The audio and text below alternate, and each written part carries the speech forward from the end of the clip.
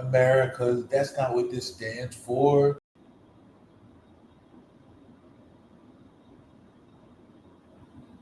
We're losing value. We're losing trust. Guys in mass picking up 18-year-olds at high schools because he overstayed his 6 year old. He overstayed his green card when he was 6 years old.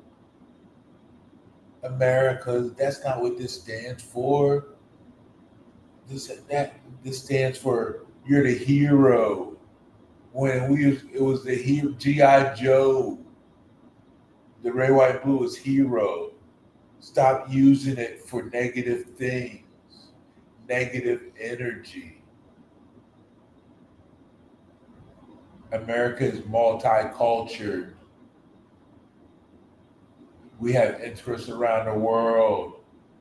Please let our brand breathe.